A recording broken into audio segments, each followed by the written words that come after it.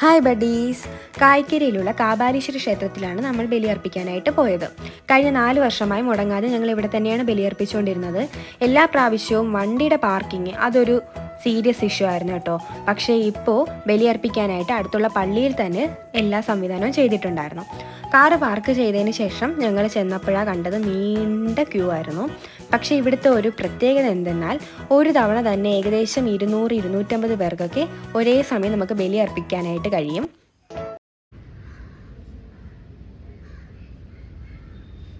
അതിലൊരെണ്ണം എടുത്ത് ഒന്ന് ഉരുട്ടി നെഞ്ചോട് ചേർത്ത് വെച്ച് പ്രാർത്ഥിക്കും. ഓം ആബ്രഹ്മണോയേ പിതൃവംശജാത മാതൃസ്തത. ഓം ആവാഹനം നമ. ഓം ആസനം നമ. ഓം സ്നാനം നമ. ഓം പുനഃസ്നാനം നമ. ഓം സ്നാനാനന്തരം ആചമനം നമ. ഇനി തോർത്തിൽ നിന്നും ഒരു നൂല് പൊട്ടിച്ചെടുത്ത്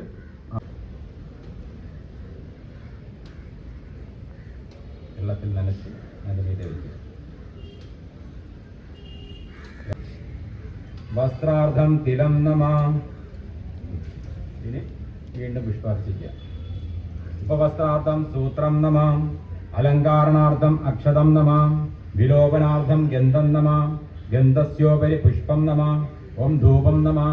ഓം ദീപം നമ. ഓം നൈവേദ്യാർത്ഥം ക്രസ്രം നമ. ഓം നിവേദ്യാനന്തരം ഹസ്തപ്രക്ഷാളനം നമ. ഓം പാദപ്രക്ഷാളനം നമ. ഓം കർപ്പൂര നീരാഞ്ജന ദീപദർശനം നമ. ഇനി ഒരല്പം പുഷ്പം കയ്യിലെടുത്ത് തൊഴുത് തറപ്പിക്കുക. ഞങ്ങളെത്തി 3ാമത്തെ റൗണ്ടിൽ ഞങ്ങൾക്ക് ബലിയർപ്പിക്കാനായിട്ട് കഴിഞ്ഞു. അതിനുശേഷം ബലിപിണ്ഡം കടലിൽ സമർപ്പിക്കാനായിട്ട് എത്തിയപ്പോഴത്തേക്കാണ് കണ്ടത് കടൽ നന്നായിട്ട് ക്ഷോഭിച്ച് നിൽക്കുമായിരുന്നു കേട്ടോ. ലൈഫ് ഗാർഡും പോലീസും പരിസരവാസികളും ഒക്കെ ഞങ്ങളുടെ സേഫ്റ്റിക്കായിട്ട് അവിടെ ഉണ്ടായിരുന്നു. തിരിച്ചു വരുന്ന വഴി ഞങ്ങൾ ഋതുവിന് വേണ്ടി നാടൻ കായ് വാങ്ങിക്കാനായിട്ടൊരു കടയിൽ കയറി. പിന്നെ അവിടുത്തെ മാമനുമായിട്ട് ഋതു ഭയങ്കര കമ്പനിയായി. ആ മാമൻ്റെ കൂടെ കടയിൽ ചെന്നു. കട മുഴുവൻ ചെക്ക് ചെയ്തു. ഒടുവിൽ ഞങ്ങളോട് വരുന്നില്ല. അവ അവിടെ തന്നെ നിപ്പായി.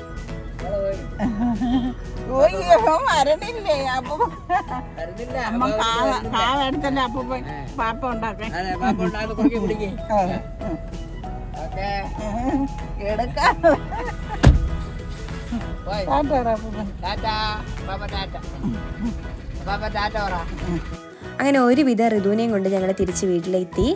ഇനി അടുത്ത വീഡിയോയിൽ കാണാം. Bye bye.